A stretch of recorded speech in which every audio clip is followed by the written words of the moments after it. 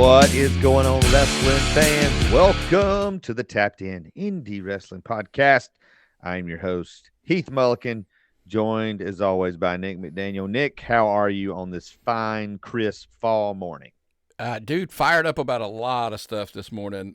We talked a little bit, but there are lots of questions. Look, this show's going to be filled with questions, and I'm hopefully I've got some answers. Let's just go with that. We'll get into the meat of it. If you fans have followed the Tapped Out Podcast Network, you know that we typically talk as much before and after the recording as we do during the recording.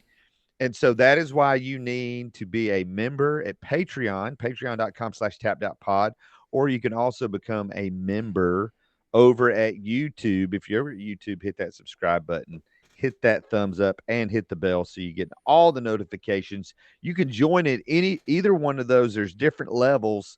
You and I were just talking, and we said, you know what? Let's put a pin in this and come back. This would be a great Patreon. Just some developments in AEW, and not just developments in AEW, but things outside of AEW that may affect them over the next 5 years. So if you're interested in our take on that, become a member, and you're gonna get that at some point this week. We have been uploading a lot more Patreon content. I didn't even tell you this. I recorded one this morning on the way to the gym on independent show promos. So that's the kind of stuff you're gonna get. Just our take on the various things. We do remind you, AEW, their next big show, Full Gear, November 23rd. Jon Moxley and Orange Cassidy. We'll talk a little bit more, but the build to this match has been pretty incredible. Yeah, it's a lot of it's, I think, what spun us into that whole conversation. And we were just like, we could talk about this as part of this show, but it would just take up way too much time. And we've got so many other things to discuss, especially specifically here on the Indies, that I was like, hey, you agreed. We're like, let's just record this like a separate thing. And kind of, I think that's why we'll do that Patreon. And, hey, by the way, I love the pet peeves. I love the hot takes. Like, all of that stuff is just kind of fun. You would have gotten the Ray Lloyd interview early. Yes. You know, he talked about the Unbreakable Bunch.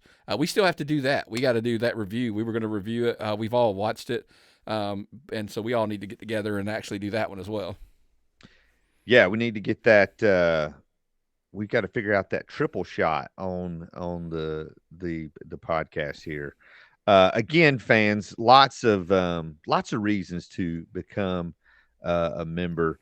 So sometimes we talk the national stuff, but as you folks know, we were at Turnbuckle Championship Wrestling the other night, and so that leads us into this week's This or That featuring CB Suave.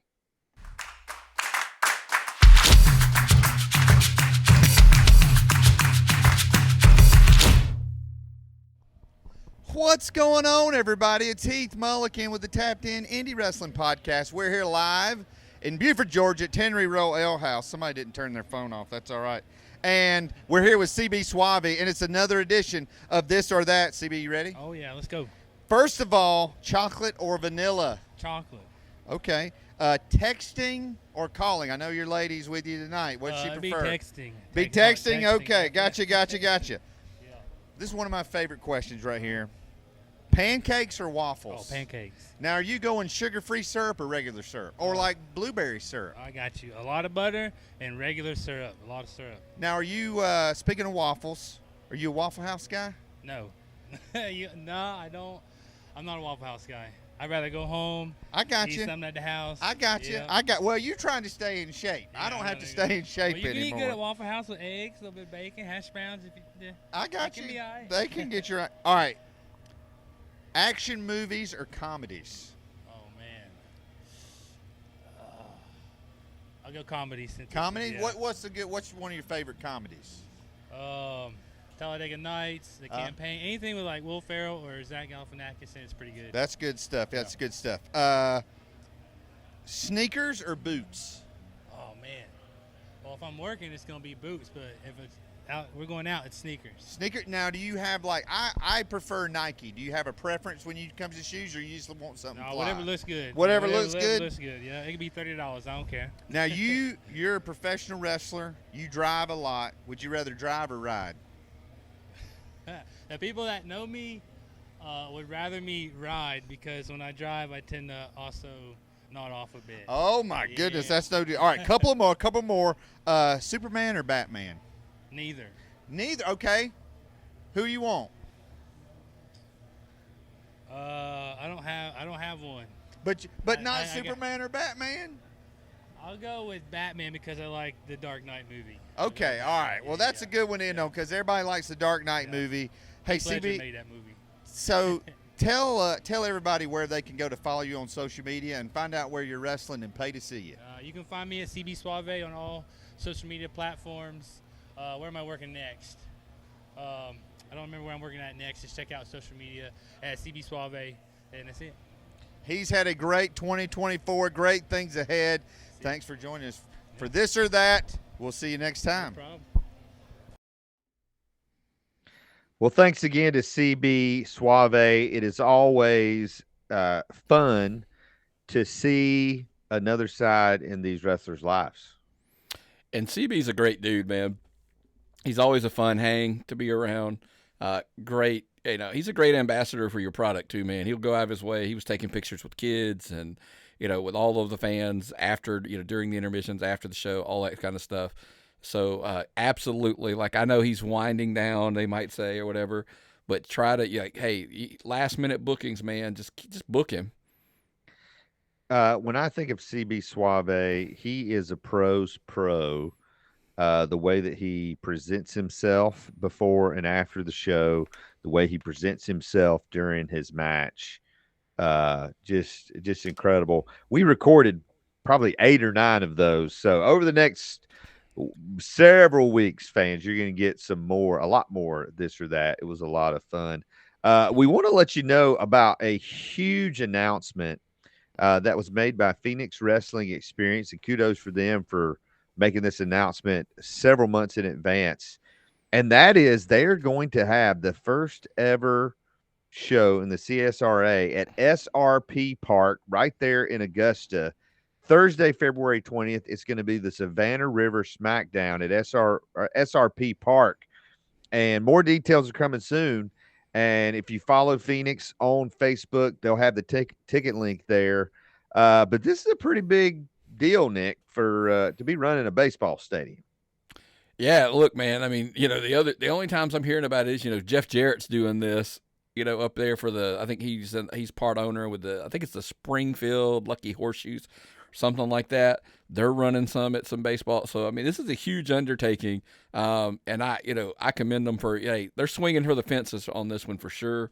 And sometimes, I always tell people, you're never gonna massively grow unless you're taking some big swings, and I think this is a massive opportunity. And look, I know details are coming soon.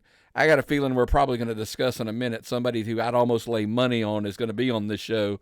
But kudos to Phoenix Wrestling Experience. Absolutely should be a blast. I know they've reached out. We talked to them a little bit, and we were like, hey, if this is something that can fit the calendar, we might need to make that ride down there to see a show in a ballpark. Yes, absolutely. The other big Georgia news this week, outside of our local promotions, we talked about this. It was breaking news, I think, just 2 weeks ago, the WWE ID program. And it was announced just a couple of days ago. Shawn Legacy, the first wrestler from Georgia to be signed to the WWE ID program. Shawn right now is actually on a tour of Germany, I think until the 1st of December. So congratulations to Shawn. I am sure, unless he's booked somewhere else, he will be at that Phoenix show. He's been a Phoenix Wrestling original because he's from Augusta. Nick, what do you think this signing means? Not just for Shawn, obviously, but what if you're a wrestler in Georgia, what does this mean to you? So obviously, look, we're gonna another place. I have to do more research on all these other names that we've seen. Yeah. I know some of them I'm familiar with, some of them not so much. But I think what we're seeing is the talents they're signing, they're kind of setting a bar. Mm-hmm. They're like, hey, this is what we're looking for. And it's not a look, it's not a size, it's not a style, but I think they're looking for a level of professional. And I think that's when I saw it, because here's the thing, I will not lie. There's not but maybe a handful or two. There's maybe one, to be honest with it. Let's be honest. When they announced this thing coming out, we kind of in our brains probably default went to the Georgia wrestling scene and started thinking okay, who realistically, and this is not a knock on the guys that we don't think that right now, but who realistically, do we think that they honestly would probably pick? I'm sure Shawn Legacy was on both of our lists. Yes. Look, I had two promoters reach out to me prior to knowing this, and we're like, hey, if anybody's going to get it in Georgia, it's probably Shawn Legacy because of a million reasons from Sunday, right? Plus some recent events I knew that had happened behind the scenes with him. I wasn't really I'm not shocked he's the first, because right now he's the only Georgia guy. Right. And again, there was only a handful of others that we probably were like, anybody else other than our handful, we probably would have been surprised. Am I correct in saying that? Yeah, and I think it did kind of surprise. I mean, it didn't surprise me, but it did surprise me because it's like, oh yeah, of course it's Shawn. But then I think we had been talking about other people, and to be honest, Shawn's been in Germany. Shawn's been expanding outside of Georgia. And so, yeah, so kudos to him. And we're excited that, when he gets back to the States, touch base with him and find out a little bit more. So I just assume, here's the problem. Some things that we know, that I know, or we know, whatever, I just assume everybody knows. Like I knew he didn't make a particular show because he was doing extra work at a Smackdown taping or show. Well, not taping, but Smackdown show. Yeah. So I'm like, okay, so somebody placed eyes on him. They obviously would have seen some, what I mean? Like, look, it didn't just happen. So that's why I said I kind of knew. I was like, well, he at least was there, so they probably know who he is now, and obviously that kind of stuff. So I that's why I wasn't really surprised. Are there a couple others that we think that could or should? I mean, I think, I have a weird take about should. Like, should's a word I don't like to use a lot. Right. They should be signed. And I'm always like, should, or they have a good chance, or they have a good case to be made. Right. Should is a lot of reasons. There's a lot of reasons where I'm not a big should person. Yeah. Shawn makes sense. There's a few others out there that we probably could make. I mean, but here's the other thing. I don't mean to go down a rabbit hole on this, but I don't know if I heard us discuss this. This is the problem. I have so many conversations with you and with Myron, the two of you together with promoters and wrestlers, like they all blur together. And I'm like, because how many times have I said to you, hey, did we talk about this? Right. Yeah. And this is one of them. When we talk about promotions, what is that the next tier? We're going to start talking about promotions that are tiered. We're kind of like, well, all these schools that have been ID'd, most of them have promotions kind of tied with them. So those promotions, right, they're going to be tagged, right? So when these other promotions start talking about hey, we want to be ID'd, we need to be, pump the brakes. I'm not really sure this is their thing. I don't think they're going to get into we're going to be just throwing our IDs on all these promotions. I think it's going to be a limited scale. I really want to do a Patreon on this I've done some.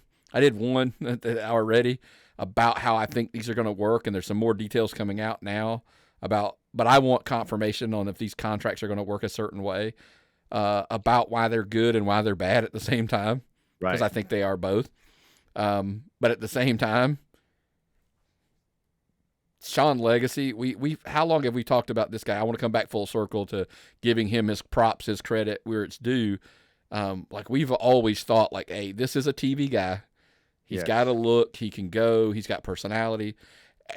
here's my thing, and I made this case, and I want to ask you: are we surprised that more eyes were drawn to him when he was showing even more character with his tag team with Cody Fluffman than he was when he was just like this amazing wrestler?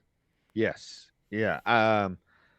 One of my favorite nights in wrestling, I think it was after a viral show, and a bunch of us went out to eat, and I'm sitting there, Billy Brash, Fluffman, and Shawn Legacy. And those guys grew up a generation or two after me watching wrestling. And they were just sitting there talking about their favorite moments in wrestling. And it was moments that I missed because I wasn't watching wrestling during that time. And their passion and their love and their attention to detail, just like, oh, yeah, he did this. And it was just like that these guys love it, that Shawn Legacy loves professional. The knock on Goldberg, who apparently is having his retirement match next year, has always been he was in it for the money. He didn't really love. By the way, wrestling. There's a tease there. We're going to discuss that on tomorrow's episode. So go ahead. There you go. But anyway, it couldn't have happened to a nicer guy. And the sky's the limit for Shawn Legacy. And I'm curious now, the next show he's on. Everybody's always puts on their poster, if someone wrestled an AEW dark match, they put AEW, or if they were a security guard on SmackDown.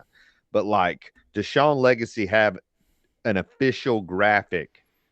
Hey, if you're on a poster, this is your graphic. It says WWE ID. Boom. That, you know what I mean? Listen, and I why wouldn't he? At this point, absolutely. I think he's nuts if he doesn't put it on there, because there just aren't. There's going to be 13 in the world at this point. So hey, if I'm in there, I'm gonna take it. Does his rate go up? Here's the thing. I will put this out there, and I know he's out of the country, but if he hears this, or some of his friends who I know listen to the show hear this, I don't know what he's allowed to say and what he's allowed to not talk about. But Heath or I would love to sit down and have a conversation with him about what the process was, how it worked. Being selected, what he can't do. Look, and again, we're not asking him to violate anything he's not allowed to talk about. Right. We will have that conversation off the air, but hey, we can't talk about X, Y, and Z. That's just, whatever.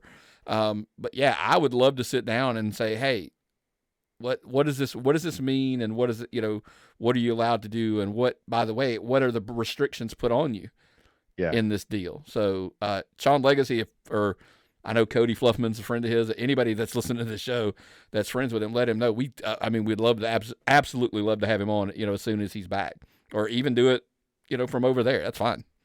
Yes. We inquiring minds want to know. We want the scoop. So yeah, big stuff. Well, let's move right from the talk of this young indie wrestler just got signed to this week's Indy Rewind. There weren't. This weekend was about quality and impact more so than quantity. No bigger impact felt than what happened at Southern Honor Wrestling Friday night in Canton, Georgia. You were there, and I don't even know how to. Well, I wasn't there. Oh, that's right. You were with me. So I don't even know how you want to talk about this. You and our phones started blowing up while we were in Buford. And there's been a lot of public posts by Gary Lamb, by others. I guess the question, is this the time to, you and Gary have a relationship beyond wrestling. You guys are friends. Can I even, I don't want to betray anybody's friendship. I don't want to do anything like that. What's your gut feeling on this? You brought it up, so there's a backstory, and I try to tell the story without choking up at all. But Gary did something for me and one of my absolute worst moments in my life. He preached my father's funeral on like literally like a day's notice. We won't even, how that came to be. And so, yeah, to say we're friends is an understatement. And you're right. Friday, it was text. It was text. Couple calls. I'm just sending them to voicemail because we're in the middle. Listen, I mean, to the point, let me tell you this. I have missed 2 Southern Honor shows in 6 years. It was 2 deaths in the families the reason I missed those shows. That's how much I love Southern Honor. I loved, Gary, Dylan, that whole team up there. But look, we did a giveaway on the show. I felt the professional thing was to be at Turnbuckle. We had a great time. We'll discuss that here shortly. So obviously everybody just assumes, like, hey, like what happened. So I guess should we tell like what happened first, the backstory. Gary Lamb and Gunnar Miller had the main event versus the Exotic Youth in a street fight. Gary loses. That's not, that's a story. It's not the story. The story is Gunnar Miller spears Gary, leaves him, walks off, hugs Matt Griffin. We'll address that guy in a minute. Golly. So long story short, and I apologize. I literally drove all the way around the block to get here. So everybody starts, Gary Lamb puts it up on social media that essentially he's walking away from Southern Honor. Mm-hmm. So of course, the messages just start coming. That's when it really hit heavy. What's he gonna do? So yesterday, day before yesterday, and yesterday, I had a couple conversations with Gary, because just kind of seeing where it's headed. A couple, I'm like you, right? There's a part of me that was like, what do I want? Like I have to say, like, hey, tell me as a friend what's going on. So we have that conversation, but then I have to come back as podcaster and say, hey, I don't want to betray anything. What do you not want me to say? What do you want to keep? Whatever. And look, in traditional Gary Lamb fashion, Gary Lamb's life is an open book. He's not hiding anything. So it's real simple. Gary Lamb's a busy man. How many times have we said on the show, Gary Lamb, he's a promoter by, in his business world, he puts on these massive events. They're super successful. Wrestling isn't where, his money is. That it's just not. He did it because his son enjoyed it, and he has fun with it. But here's the thing. There've been lots of times in his life wrestling's a headache. Dealing with it with crazy promoters. Look, I love wrestlers, don't get me wrong, but they are weird, crazy people. They are difficult to deal with at times. They're unpredictable. I mean, there's tons of things that there's a reason I don't do as many interviews as as I'd like to, because it's like herding cats at times. Yes. When you're working, so dealing with that, there's a million things in wrestling that are we put on one show for a reason. One, because I know what it's like to do one. I can't imagine running one every single month. So the headache and the thought, then. Again, guys, this hits home, so I apologize. I'm going long-winded here. Gary Lamb goes out on a limb for multiple people over the years, and it just constantly seems like people look out for themselves in wrestling and not necessarily, for even those that have helped him get back. He went out of his way. Like Gunnar Miller was done. Yes. Gary Lamb pulled him back in, to, it is what it is. I mean, he pulled him back into a relevant, good spotlight, and this is the guy that's going to turn on him. Why? Like, I get it. You would think, like, hey, losing matches is part of wrestling. Right. I mean, it just is. So Gary Lamb stepping away, and I think the key people keep saying is, even Gary in his post is saying, if and when I decide to return, there may not be a when I return, because to not deal with that headache on a month-to-month basis and just get to run his businesses, make money, enjoy his Friday nights with his family, like, I think it's a little taken for granted that, like, when he's back. I think there needs to be a capital put on both of those letters of if he comes back.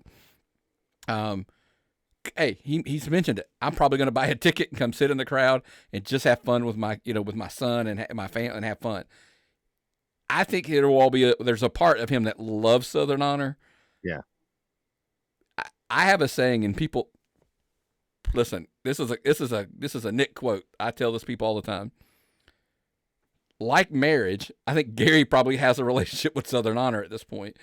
I tell people all the time, you get married when you love somebody. You should. Let me back up. You should always love them. You don't always like them. That's very true. There are moments when you go through the love has to outweigh the like. Yes. Because people you're getting bad places, whatever. Translate that back over. People have to hope that the love that his son and his, him that have for Southern Honor and the people involved in Southern can override, because I think he's going through a period of he doesn't like Southern Honor right now because of what you have to deal with being that involved. So all these people that are like, oh, we wish you well. Hey, Gary, wrestling's going to miss you, whatever. You probably should have thought of all of that before most of the posts were from people who were probably part of the problem. I have said this for the last several years. When Southern Honor first started, their first 3 full years, they changed Georgia wrestling as we know it. Promotion of the year, promoter of the year. And I mean, when you come out of the gate and you are already at the pinnacle, and Gary is one of the most competitive people I've ever met. And I really believe something shifted when they stopped, or once they won those awards, there was nothing else to prove. There was no chip on his shoulder. And then when IWE won and they won it in his building, I thought, okay, maybe that chip's coming back. Can I insert here? I want to ask you something. And I know I talked for a long time. I apologize. No, you're good. Advance. You're good. Because this is to me, I hope IWD doesn't take this disrespectfully, because that's not what it's intended to be. Do they win if they're not chasing Gary Lamb? Let's be honest. If you read their social media for those 2 years, it was they never focused on a single other promotion. It was always chasing Southern Honor, and Gary Lamb. So even though he didn't win those, the team that won them was chasing him, and I get it. Hey, we passed him, we beat him. Yeah, but he was still your motivation. He was the rabbit that you were chasing around the track. He was the rabbit that everybody was chasing. I think he set a standard. He ticked some people off, and people kind of came after him.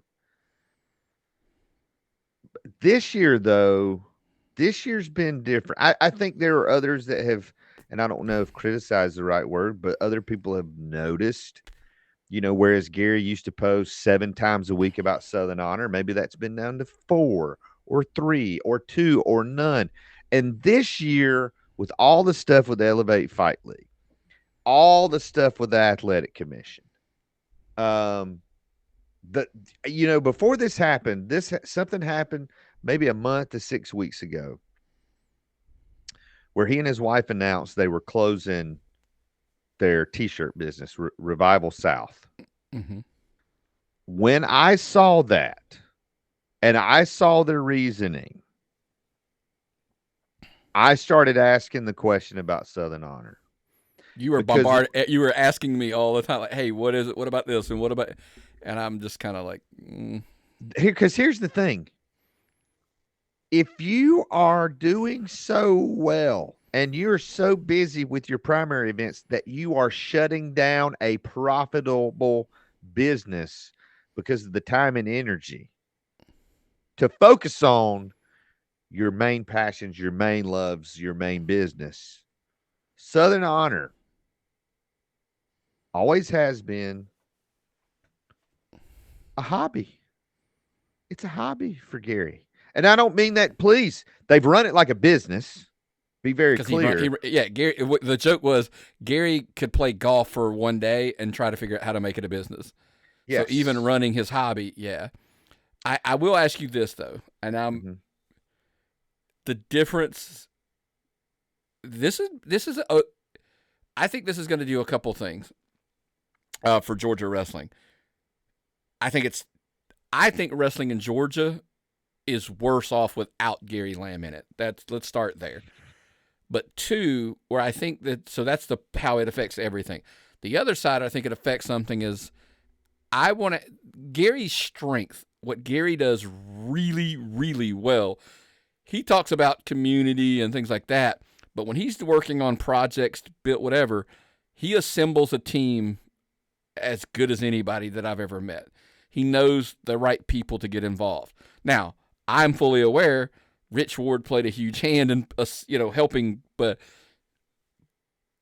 Dylan, Nathan, the sound people, the light people, the announcers, the commentary, like these pieces all get put together that even though Gary's out of the picture, my question to everybody is, do you not think that he assembled such a great team that do they miss a beat with Gary Lamb not in the picture? I don't think they do from a wrestling perspective. The promotion, sure, that part's going to hurt. We're going to find a lot of other things. I have some other questions that probably need to be answered without Gary in the picture. But I would challenge other promotions to ask yourself, how good would you be? Where would you be if your lead person, owner, whatever, if your owner stepped away, where would you be tomorrow? Could your promotion survive without you? By the way, no disrespect again, I think we're going to find out soon enough. We have a question about when you lose a key piece to a puzzle, where do you go? How do you survive without?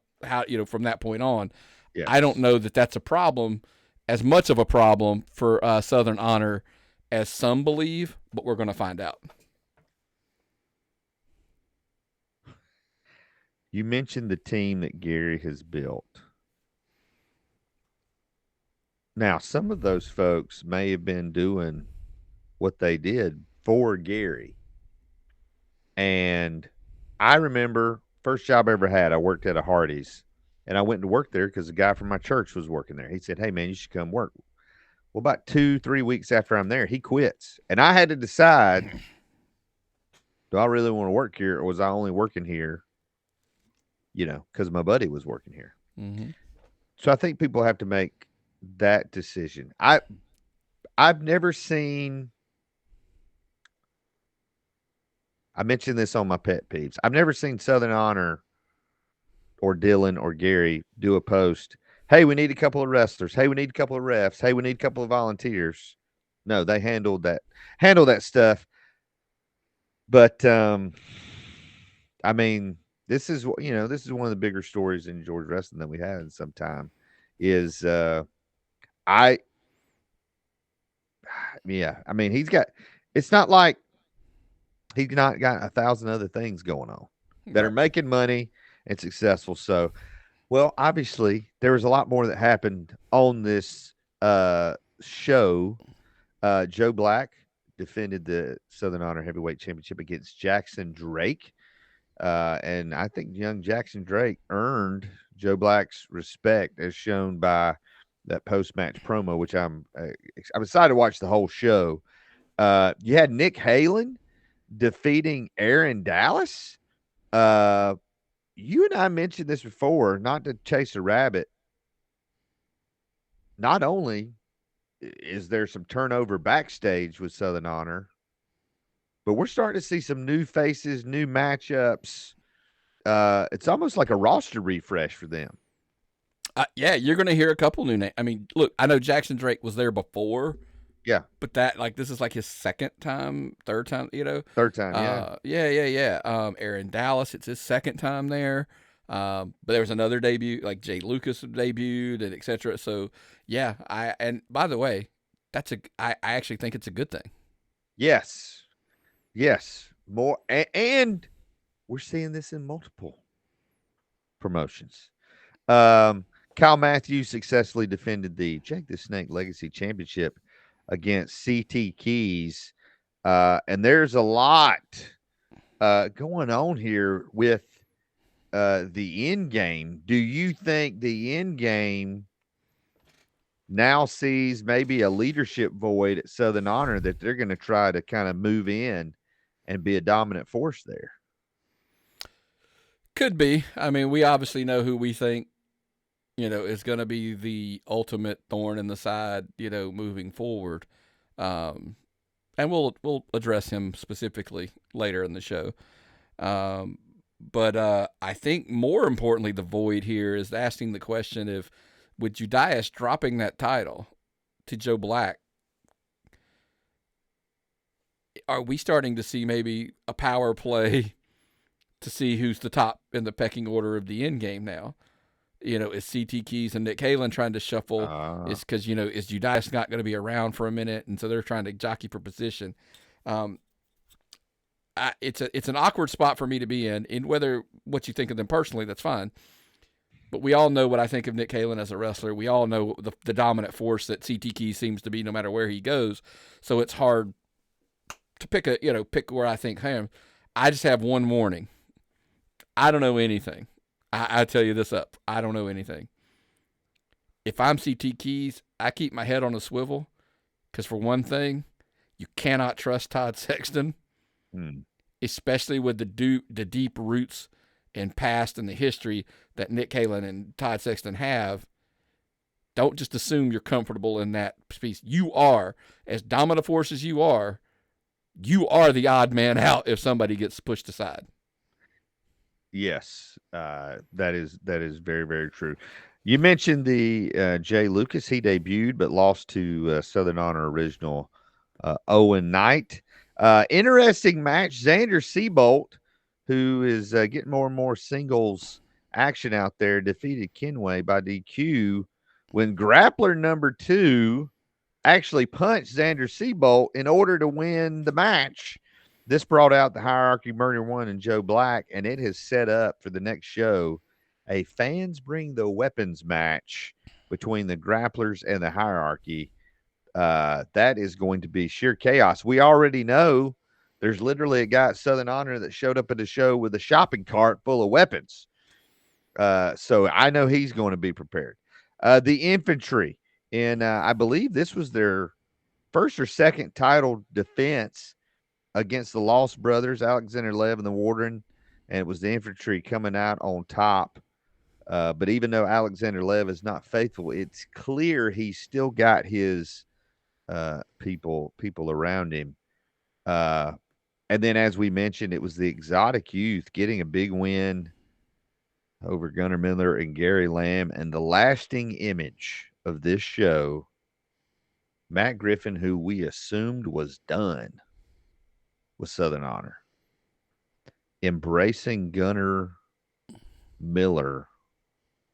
And if you know any of you go back several years, there was some tension there with SCI and Gunnar Miller. Some tension. And it seems like they put that aside. And or have they? Listen, the I wouldn't put enemy anything. The enemy of my enemy is my friend. My point is, I wouldn't put anything past Matt Griffin. Man, that's true. If he's making power plays at Southern Honor, Forever Pro, Nathan Mowry's Blood and Honey series, Action, obviously. Hey, SCI, keep looking over your shoulder, right? He just hooked up with a dude that you had a really rocky past with. So I don't trust him. I wouldn't trust him. So just that's all I'm going to say is at this point, I mean, what levels do you have to stoop to get into the head and the ear of basically the guy? Like, what did you do? Like, I think that's what we have to find out. A lot of people are going to ask the why. Gunner, like, why? Like, what does Matt Griffin offer you that overturn? Like, I always tell people, like, look, I wore the shirt for a reason today. I'm a Gary Lamb guy because of what he did for me, I could never repay. Gunnar Miller, I would have thought would have been in that same situation to where, like, he brought you, like he literally reached out to you when nobody wanted to touch you. And yeah. So what did Matt Griffin have to offer you that would, that lets you make, that would make you make that decision? That's the why. I think that's the ultimate why at the end of the day for the Southern Honor Show. What on Gunnar Miller's part, was this a business decision or was this a personal decision? Maybe it was a little bit of both. Right. I'm sure we'll find out the next show of Southern Honor. I've got that one on my calendar, hoping to be there because I want to see the fallout. I think it's December 6th, I believe. I think it's the date. Yeah. Yeah, that sounds about right. You mentioned we were not able to be at Southern Honor because we were at Turnbuckle Championship Wrestling in Buford, Georgia. Great fun card. Just a couple of matches that I want to point out. Adam Priest took on JD Inc., which was a very interesting match.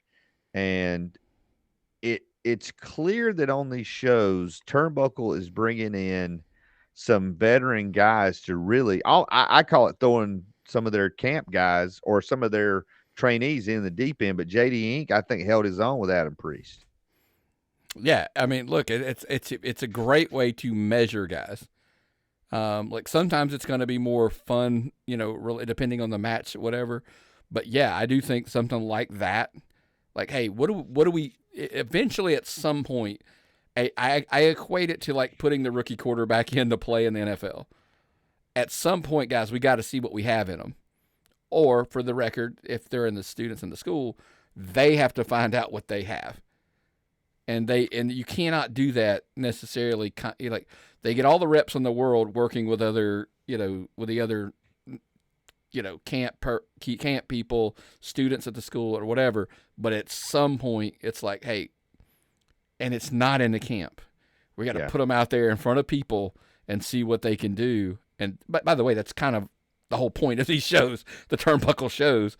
And like I think having a guy like Adam Priest, on your roster, because we think the world of him. I mean, I do. I think he's probably, he's one of the most, like, I hate using the comparison that everybody uses for the obvious reasons. Like, hey, he reminds me of X wrestler. Yeah. And I'm like, hey, he reminds me of Adam Priest because he's that good now. Yes. So stop comparing him. He just is. He's Adam Priest at this point. Now, look, he roots for a terrible football team, but that's either here or there. But, That's right. We don't hold that against him. Another young man we were able to do this or that with was Mike Cunningham. He came up short against Elijah Drago. I had not seen Mike work yet. I was very impressed with his charisma and his athleticism and his drop kick. Holy cow. The height, Elijah Drago is one of the tallest wrestlers in Georgia, and Mike gave him a drop kick right on the kisser. It's hard to believe that this kid is this far along this fast. We've talked about that. It's one of the things, hey, you think maybe, guys, I know he's trained some other places prior. I get it. But do you think maybe this is why the Nightmare Factory got the WWE ID tag? I've heard every rumor. I've heard every little smart-ass remark about their students in the past. But for the most part, let me just be blunt with you and tell you, they're professional every time I've come across them. Yes. And they, by the way, they get in the ring, and most of the time, I always say most of the time, they hold their own. There's a camp person along the way. You're like, okay, all right.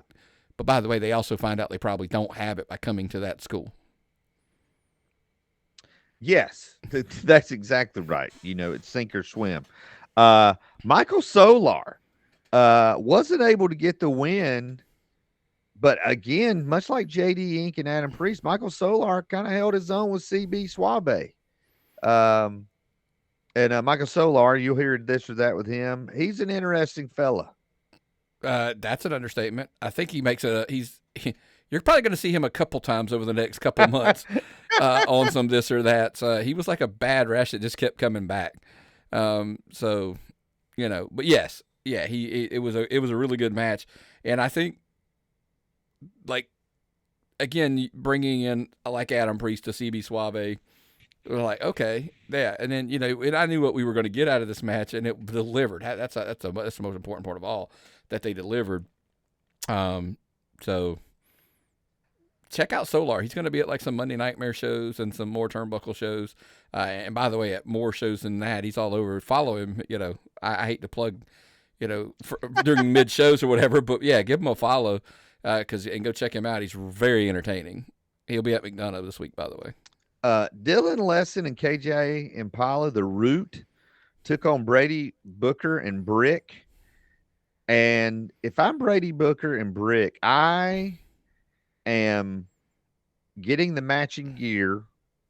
I'm coming up with a name.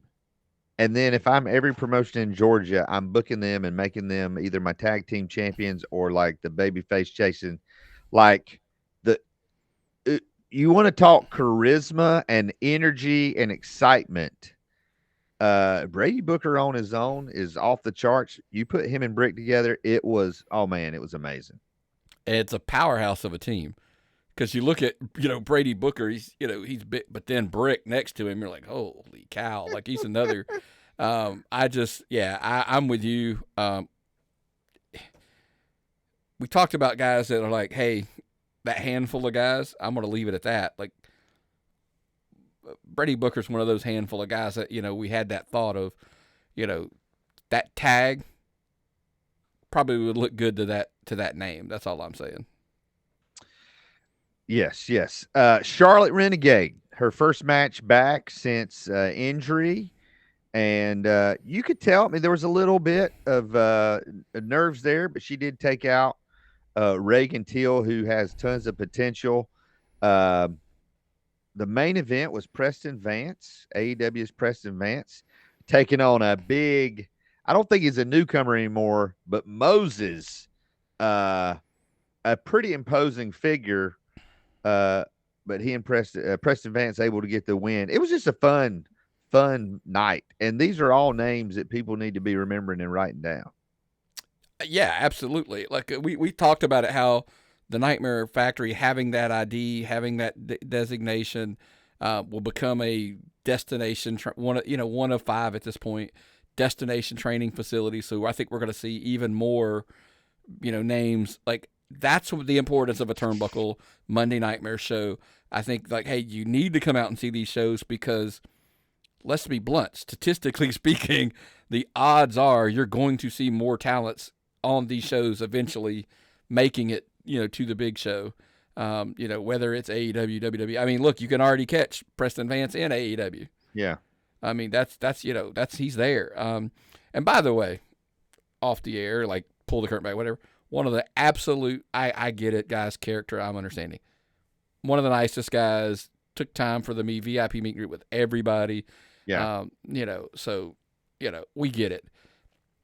But yeah, I've known him since back in the One Fall days.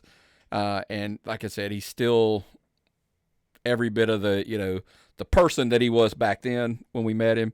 So it was kind of cool to see him. And it was kind of cool to see him having some fun with the kids, getting the kids involved, Yes. Little chops and stuff like that. That's why you go to these shows. They're family friendly. They're fun. They're entertaining. Especially look, we love Tannery Row. The food, just the atmosphere or whatever. I really want to pack that. I know, look, high school football playoffs are coming in, but I think their next show's after that. So football season's over. So if you're in that Buford, Gwinnett County area, Hall County area, check them out at Tannery Row specifically, amongst all the other places they're running as well. So before we move on from Turnbuckle, I noticed at one point we were sitting up on the stage enjoying our food. You left at one point. I leave all the time. But I'm pretty sure I saw you talking to someone, and it really. I'm talking to people all night. Literally, I'm walking. I was talking to the fans. I was talking to the giveaway winners. I was talking to wrestlers. I mean, look, it's fine. So there shouldn't be. Okay, all right. I just saw you talking to a variety of people, and some of it caught me off guard. So, anyway, Friday was a full night because also, in addition to Southern Honor and Turnbuckle, SCA in Royston, as they are every night, and they are doing something very unique. If you've been following, we talked about it last week. Jonathan Feltner and John the Body Johnson, kind of like not on the same page. And so doing something unique, Black Friday at their Square Off show, they're having an election to see who is going to be in control of Squared Circle Action Wrestling. And you fans can vote. Here's the phone number: 762-721-0893. That's 762-721-0893. If you want Feltner to be in charge, you're going to text F to that number. If you want Johnson to be in charge, you text J to that number. No limit on voting, like several states. Anyway, no limit on the voting.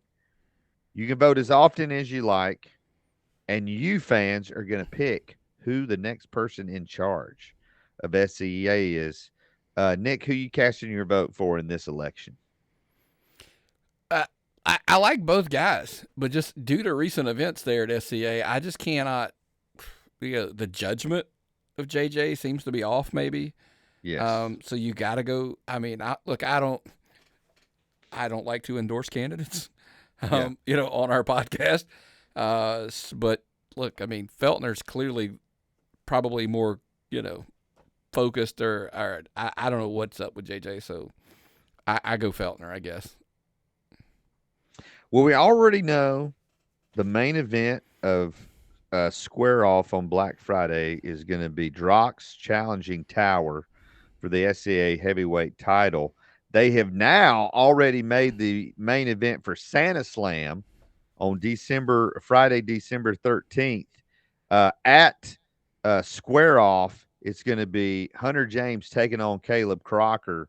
The winner will get their title shot at Santa Slam. A lot going on.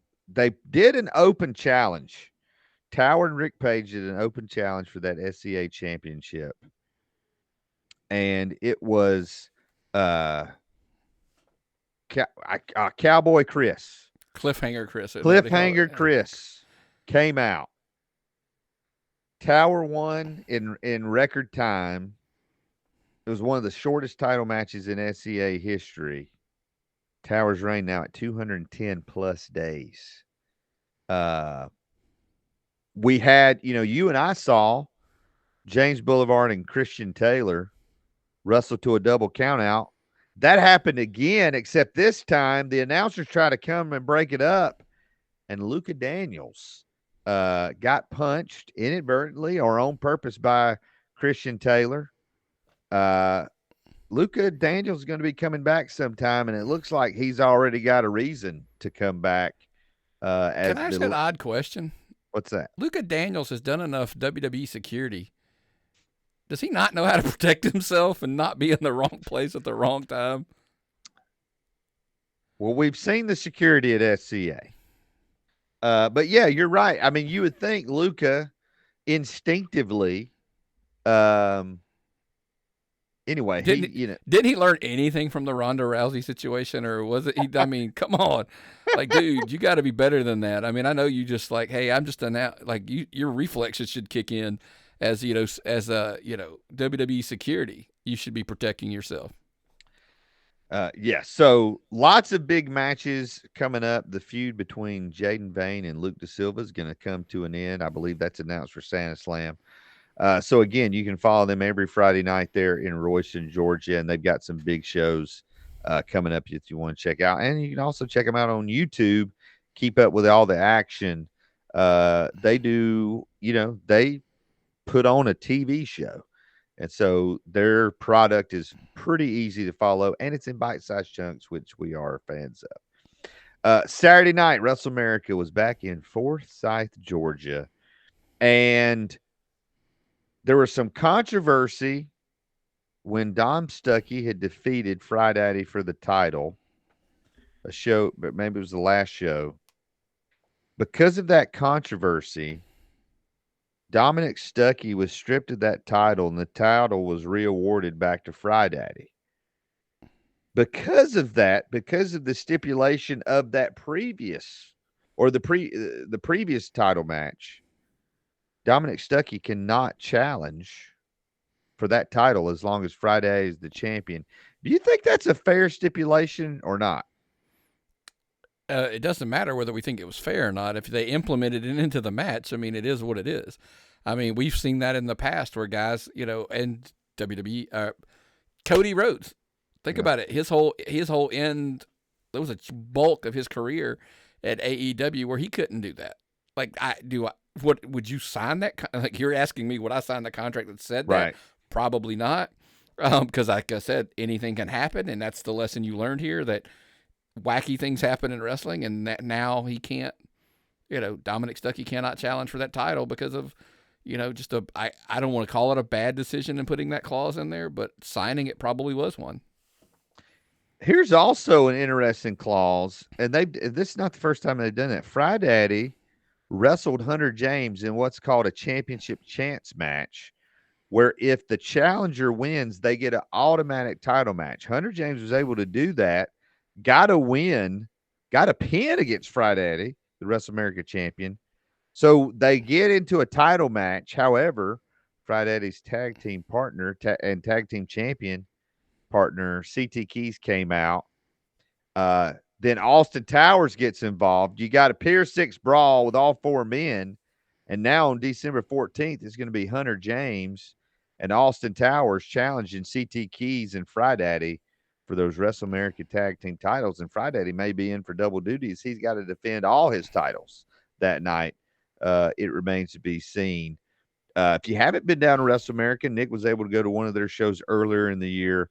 It's a great product, great environment, great concession stand, great wrestling.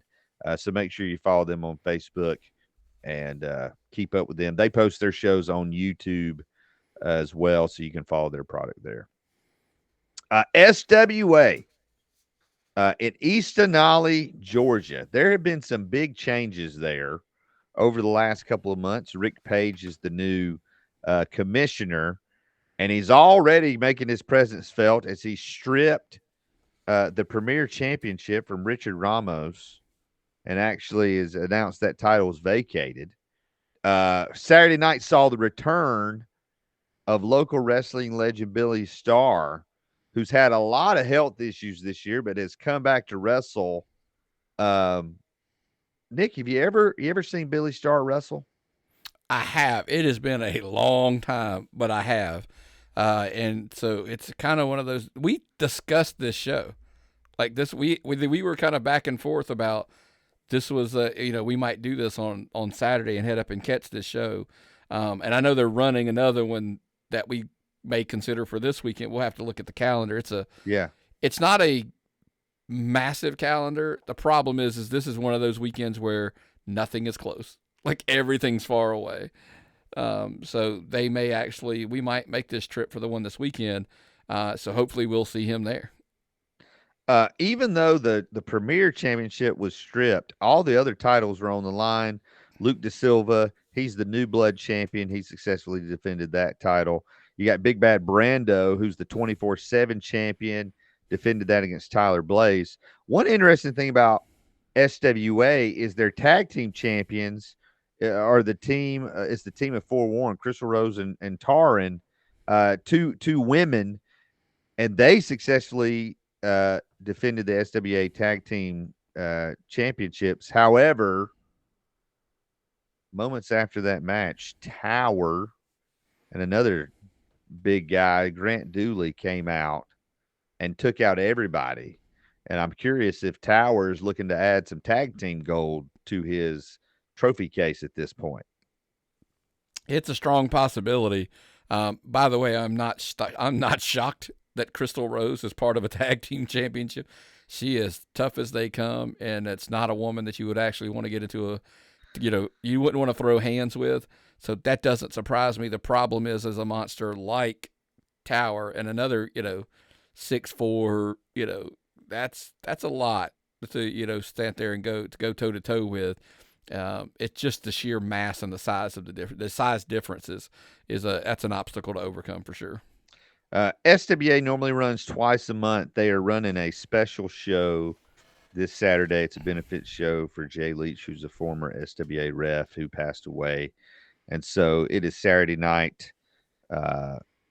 Doors open at 6 o'clock. 7 p.m. is the bell time there at the SWA Arena there in Estonallee. And if you're going that way, that's a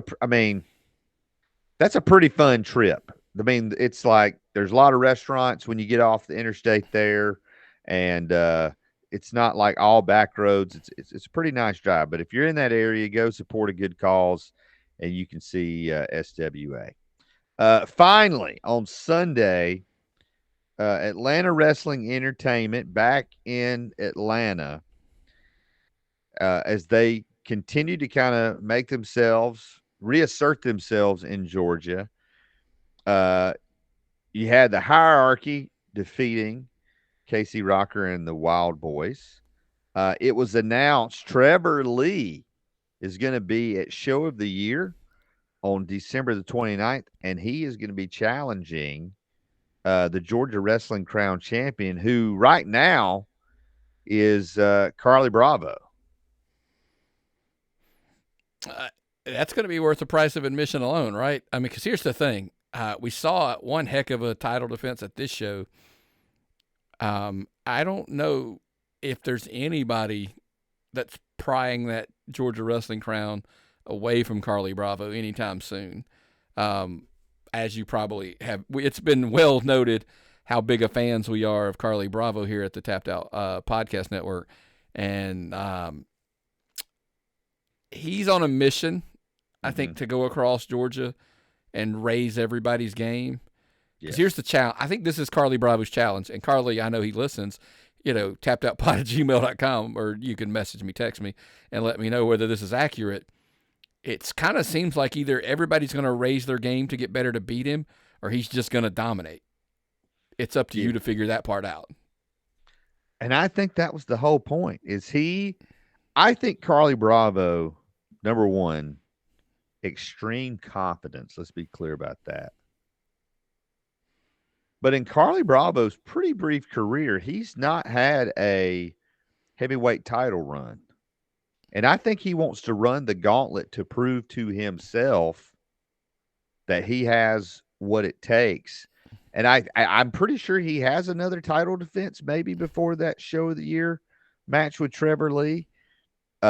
He defeated Ashton Starr on this show in what was described as a very competitive match, very good match. Ashton Starr very close to becoming that champion.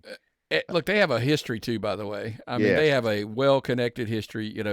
So there was some connective tissue there to knowing each other very, very well. And I think that think about this, guys. Somebody that knows Carly Bravo that well, he's still, that's what we're talking about. Like, you're going to have to really raise your game to take any of those. Because in a short window that he's thrown this gauntlet out there, Nightmare Factory Tag Champion, Southern Honor Tag Team Champions, Georgia Wrestling Crown Champion, and we made the joke about he's out here in the streets collecting belts like nobody's business, and these other promoters are like, well, maybe not. Like, do you want to bring Carly Bravo in because he's probably coming in, and he ain't coming in unless he's getting title shots. Because at this point, like, well, what has he done to earn them? I don't know. Look at what he's doing. That probably answers your question. Yes. A couple of other matches I want to make mention. Noah Vale with what I'm calling a huge upset against Nagicism. That one caught me off guard. You had a tag team match. Alexander Levin and Austin Thorne took on Chase Barker and Raylan Albee. I mentioned that. I'm not as familiar with Chase Barker. Raylan Albee, out of South Carolina, the Palmetto Wrestling Academy.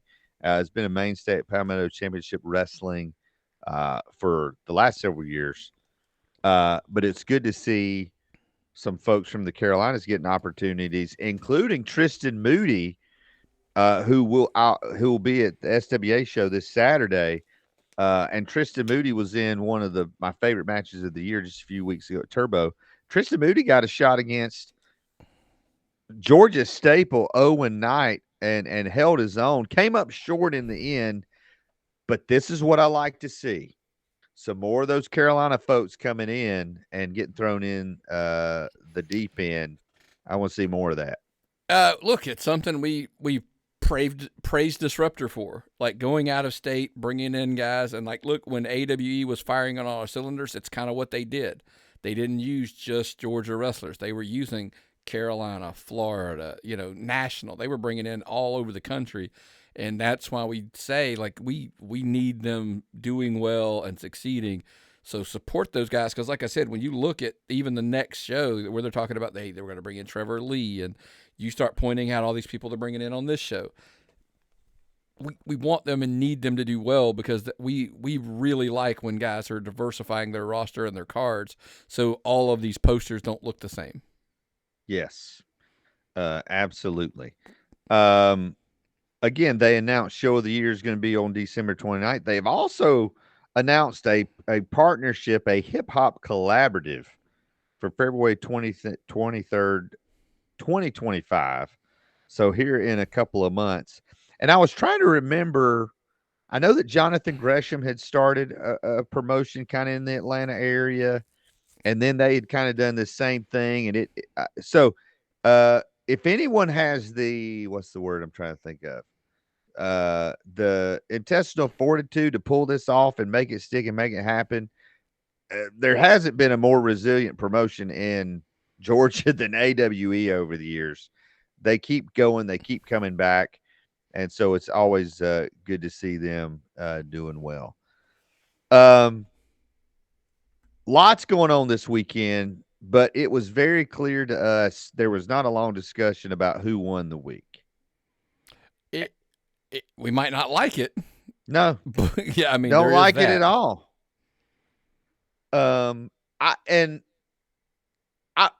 Because we didn't have the discussion, let's have the discussion now. You tell me why you think Matt Griffin won the week, and then I'll tell you why I think Matt Griffin won the week. Again, we don't have to like it. It is what it is. But I think kind of we briefly, I mean, we didn't long conversation. It was just kind of like, hey, that's because of XYZ. Because the question mark, it's a question mark answer. That's the crazy part. My simple answer is, has he done what for 6 years it seemed like everybody wanted to do? And has he run Gary Lamb out of Georgia wrestling? I mean, I think that's my answer, right? It's got to be, right? Here's the thing. My reasoning was this. Following Southern Honor's last show, we thought Matt Griffin was done. We thought he had moved on to other things. We thought, to be quite honest, that he had been vanquished. He had been run out. Yeah. Yes, that he had been run out of Southern Honor right there in the middle of the ring. So for him to come back so quickly and so suddenly, in such dramatic fashion, how long has this been in the works, Nick? How long has this plot? Like, were they in cahoots with Exotic Youth? Like, I have so many questions, but at the end of the day, if I envision this, I envision the second he's basically run out of the building at the last. He's run out of the building at the last show. The second he finds out Gunnar Miller is Gary's, partner, that's when I think he starts. Because he got in Gunnar's ear probably for a month. Chatter, chatter, chatter, chatter, chatter. Just doing what, hey, what do they always say? The devil whispers in your ear really low. Did Matt Griffin, reach out and like just start the chatter of, what has Gary really done for you lately? He hasn't done this. He got you a title shot, but you came up short because, he doesn't protect you. He doesn't, I'll take care of you. I can get you this. I can get you that. But here's the honest thing. I mean, so that's all of those, listen, let me be impartial for 30 seconds. He rose like a phoenix from death, right? Like he was done. Yes. And by all accounts, done. But if there is anything we've learned about Matt Griffin, he will, I mean, he medals, like what we mentioned it earlier, Forever Pro, the Blood and Honey series, Southern Honor. He's everywhere. And I don't know that he has it in him. Let me back it. Look, let's give him credit because he won the week here. He does not have it in him to quietly walk away. No. There is something. Yeah. Matt Griffin just keeps chipping away. If anyone could be satisfied with their success, whether it's action wrestling or SCI or whatever, success in life in general. Guy's a former Marine. Thank you for your service, by the way, from this Veterans Day. Which makes all of this so much harder. Because the guy's a hero. Because he served our country. But yet, he wasn't satisfied, Nick. And now he's done what no one else could do. It was the final straw, and Gary Lamb's done. God help us if Gary doesn't come back and he actually has run Gary off of wrestling. We'll never hear the end of it. That he will bang that drum. Matt Griffin has done what nobody else could do, and that is run Gary Lamb away from Georgia wrestling. And then I'm sure in Matt Griffin's eyes, probably saved Georgia wrestling by doing so. They've already announced the next Elevate Fight League. Front row's almost sold out. Gary probably not having to worry about any of those MMA guys messing with him, hitting him. They finally have overcome the athletic commission. Actually, that's a Patreon off the air, but oh my! Go ahead. Sorry, anyway, I'm gonna leave it be. Anyway, what I'm saying is, what if Gary finds his whole life better?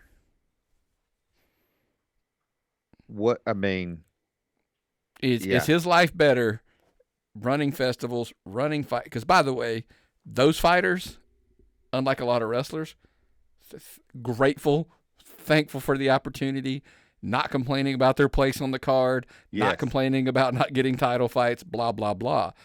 Also doesn't have to deal with people, blah, blah, blah on the internet. Also doesn't have to deal with people like Matt Griffin. I mean, hey, by the way, we want to reiterate, we think Matt Griffin won the week.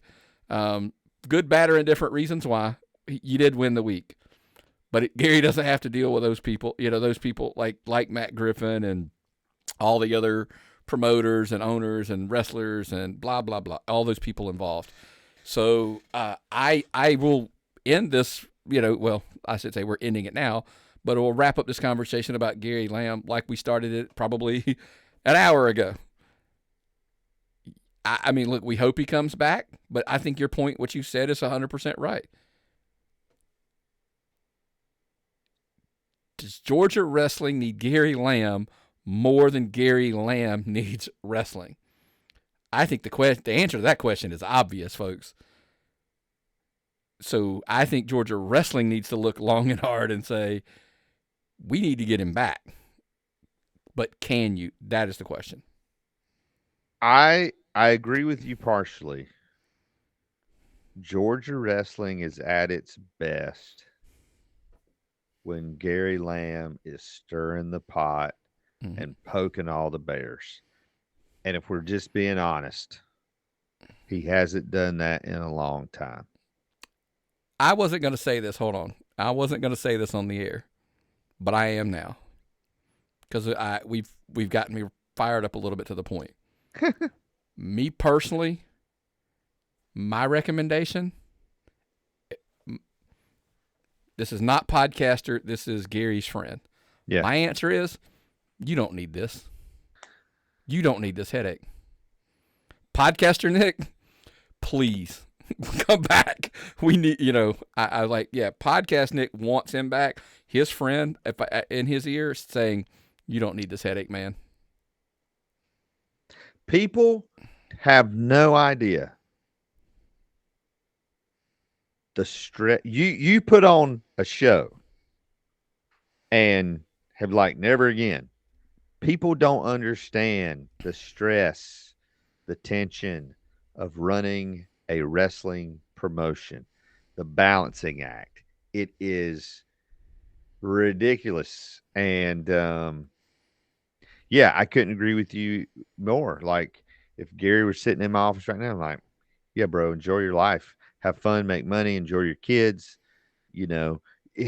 Listen, Gary's entering a new phase of life where they've just downsized. They just sold their house. Like there's a lot of things going on in his anyway. I agree with you, man. Enjoy your life and get ready for this. Get ready for being an empty nester. And if you have a choice between spending time with your wife or your family during this season, do it. Buy a ticket and enjoy the show. It's awesome, Gary. Look, we have a little section that we kind of sit off to the side. Come sit with us. Come sit with us, man. And I get it. I don't expect him back anytime soon, but he's more than welcome to come hang with us and just kind of enjoy the show and, chit chat along the way and have a good time. That invitation's always there. But if otherwise, like as far as jumping that, being on that other side of it, nah. You know what? Let me just put this out there. Even if you don't come to the show, Gary, let's go after one of these shows. Cause hey, you don't have anything to do with it. You ain't got to stick around and let's hit up Waffle House. Waffle House with Gary Lamb. No recording, no nothing. Just some guys getting it scattered, smothered, and covered. And by the way, if you're looking for the best place to get your Georgia wrestling scattered, smothered, and covered, you've come to the right place, the Tapped In Indie Wrestling Podcast. And if you want all the stuff, we're getting ready here in a few minutes. We're going to record a Patreon. Patreon.com/tappedoutpod is where you can become a member. You can also become a member at YouTube. I say this all the time. We are constantly figuring out more content for our members, So there's never been a better chance to join. And Nick, tell them they can now use a coupon code to get a deal on one of these memberships. Yeah, this week I decided to run a thing. It's going to run through, I believe it is Sunday at 11:59 p.m. Shockingly, folks, the code is Tapped Out Pod. That's kind of a trend. Basically, what we wanted to do was, our $10 level, half off. First month, half off. So 50% off. That's right. So you can sign up for the $10 level for $5 because a lot of you get the show early and a lot of our stuff is at the $5 level. But when we go to that level where we're kind of like, well, this might rub some people the wrong way, we kind of slide up a little bit and go, hey, if you want this is a little more. And then, look, we're going to continue to push that envelope a little bit and it'll become 25s. When I start look, Gary's got some free time. Maybe there's a little bit of chatting with Gary. Maybe that's a $25 level. Maybe we tease the first set at a $10 level or something like that. Right. But yeah, Tapped Out Pod, that is the promo code you can go sign up for right now through Sunday, 11:59 p.m., $10 level, half off. It's an awesome deal. It's a great deal. You get the normal shows early, plus all the behind the scenes stuff.